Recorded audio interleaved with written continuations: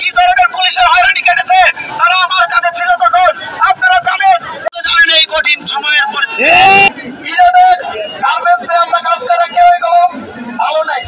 কোম্পানির লোক আমাদেরকে মামলা দিয়ে এরকম হয়রানি করবে, আমরা বাড়িতে কোন আত্মীয় স্বজনের কাছে গিয়ে আমরা রাখতে পারি নাই। 11 তারিখে আমাদের প্রিন্টিং থেকে আমাদের 28 জনকে বিনা নোটিশে বের করে দেওয়া হয়েছে। এই নোটিশটা দেওয়া হয়েছে, এই নোটিশটা সম্পূর্ণ ভুয়া এবং বানোয়া।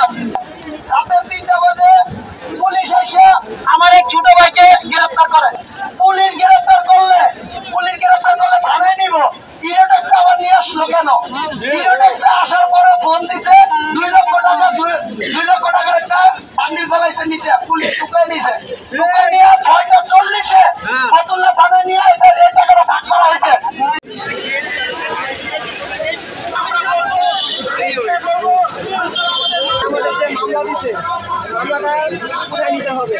হয়তো আপনাদের ফ্যাক্টরিতে তারা ফ্যাক্টরিটা ব্লক করে দিতে পারে। আপনারা দয়া করে কেউ মালিকের পাতা হাতে বাঁধবেন না। মূলত কাহিনী হলো মিথ্যা মামলা, মিথ্যা মামলা দেওয়া হয়েছে আর 2 কোটি টাকা ভাঙচুরের মামলা দেওয়া হয়েছে। আসলে আমরা শ্রমিকরা কোনো ভাঙচুর করিনি, কিংবা করে মারি নেই, কিচ্ছু করিনি। তো আমাদের নামে মিথ্যা মামলা, মিথ্যা হয়রানি। আবার বাইরে থেকে কিছু কেরার বাহিনী যেরকম ছাত্রলীগের নেতা অনেকে ছিল জায়গায়, মানে এসব লোক নিয়ে এসে ভিতরে মহড়া দিত। মনে করেন আপনার এর আগে আমার আন্দোলন হয়েছিল, যেরকম বেতন দেওয়া আপনার 15 তারিখ 17 তারিখ এমনি আন্দোলন হয়েছিল।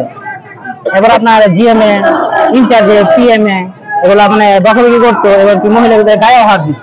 3টে বেতন দেয় না, 3টে বেতন না করে যাওয়ার পরে 3টে লোকে আপনার আন্দোলন করছিল, 3টে লোকজন আন্দোলন করছিল। তো ওর মাঝখানে 27 জনকে 8 কোটি টাকার মামলা দিচ্ছে, 8 কোটি টাকার মামলা দিচ্ছে, মিথ্যা মামলা। তো এই লোকেরা মনে করেন যে আপনার ঠিক মতো বাসি থাকতে পারে না, যে মনে করেন রাত হলে পুলিশে যায়, এলাকায় গোলা বানায় যায়।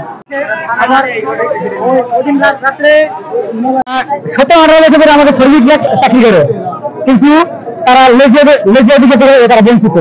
কিন্তু তাদেরকে শ্রমিকদেরকে হাজিরা বোনা দিত না, ছুটি টাকা দিত না, সার্ভিস চার্জ দিত না, আবার নাস্তা দিত না, নাস্তা ছাড়া শ্রমিকদের কাজ করা হতো। যখন এরকম প্রতিরোধ করা হয়েছে, তাদেরকে মামলা করা হয়েছে, তাদেরকে হুমকি দেওয়া হয়েছে, এলাকার নেতাকর্মী হুমকি দেওয়া হয়েছে, প্রশাসনকে হুমকি দেওয়া হয়েছে, কিন্তু বাড়ি বাড়ি হামলা দেওয়া হয়েছে। আমাদের দাবি যে আমরা অনেক কিছু থেকে বঞ্চিত, এই মালিক পক্ষ আমাদের অনেক কিছু থেকে বঞ্চিত হয়েছে। যেমন একটা লোক 10 বছর 12 বছর চাকরি করেছে, কিন্তু তাদেরকে জোর করবে তাদের চাকরি করে দেওয়া হয়েছে, কিন্তু তাদেরকে দেওয়া হয়েছে না।